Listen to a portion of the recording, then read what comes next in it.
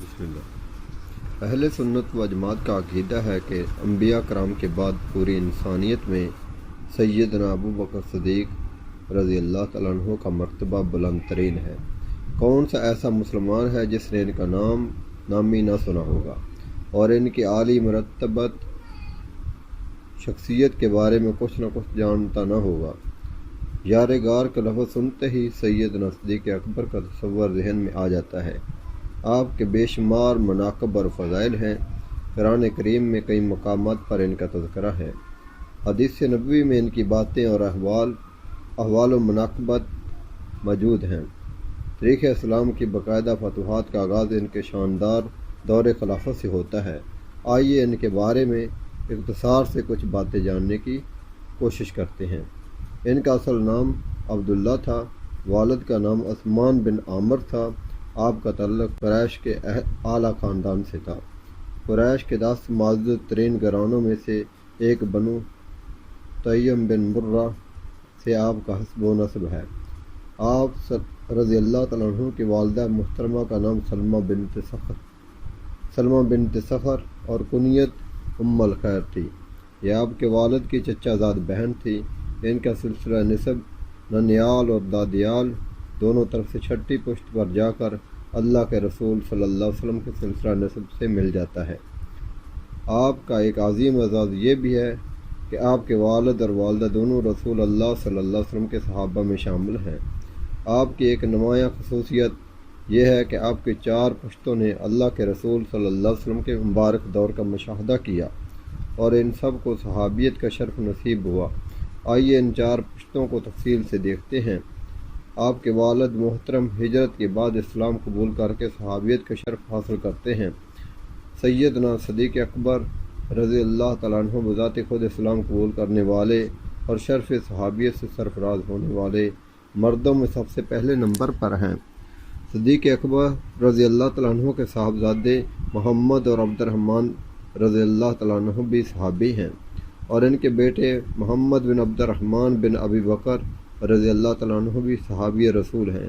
گویا یہ چاروں دادا، باپ، بیٹا اور پوتا سب صحابی رسول تھے۔ اسلامی تاریخ میں غالباً یہ منفرد شرف اور عزت کسی اور کے حصہ میں نہیں آئی۔ ان کی والدہ محترمہ ام الخیر تو قدیم الاسلام ہیں۔ انہوں نے دار ارقم میں اسلام قبول کیا تھا۔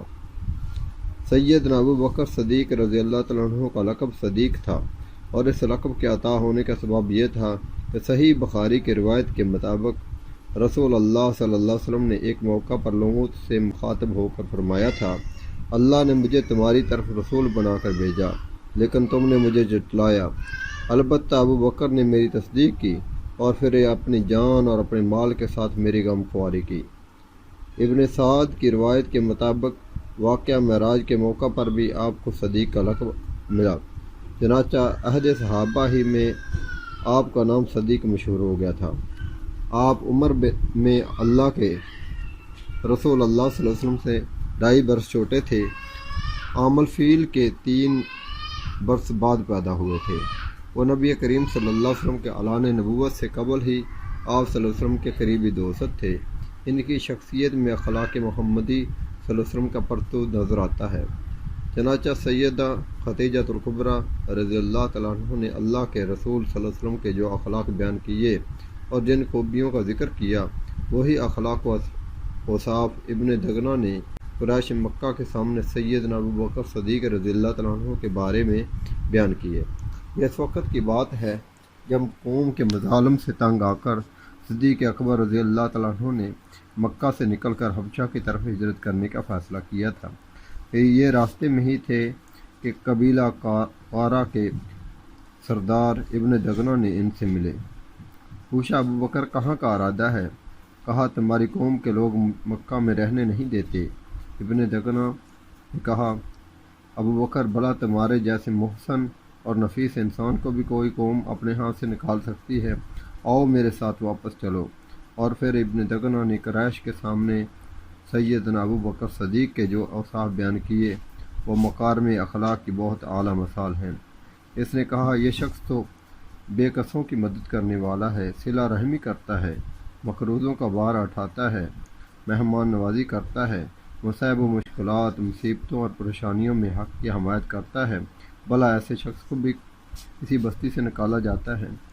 جناب، شراب نوشی اسلام میں حرام ہے، لیکن عرب میں جاہلیت کے دور میں بھی بعض ایسے سلیم الفطرت لوگ موجود تھے جنہوں نے شراب نوشی کو اپنے اوپر حرام قرار دے رکھا تھا۔ سیدنا ابو بکر رضی اللہ تعالیٰ عنہ بھی انہی لوگوں میں سے تھے جنہوں نے شراب زمانہ جاہلیت میں اپنے اوپر حرام کر لی تھی۔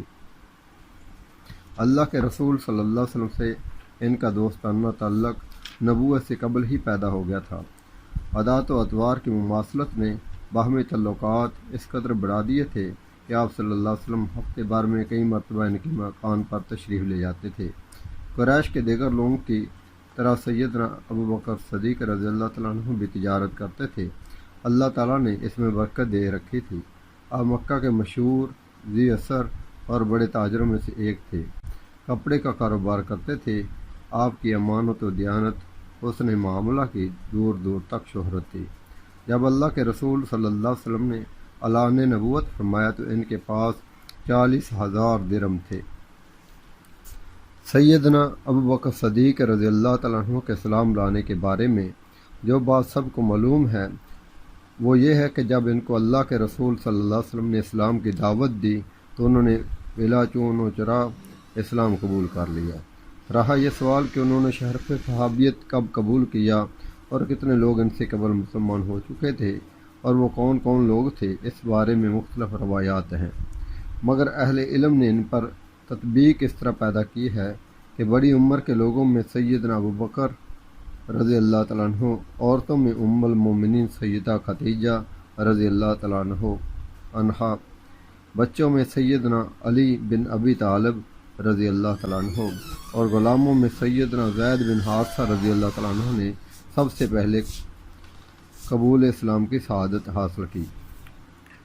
چنانچہ صدیق اکبر رضی اللہ تعالیٰ عنہ مکہ مکرمہ کی بااثر اور ممتاز شخصیت تھے، اس لیے اسلام کو ان کی ذات سے اخلاقی اور مادی دونوں اعتبار سے بہت مدد ملی۔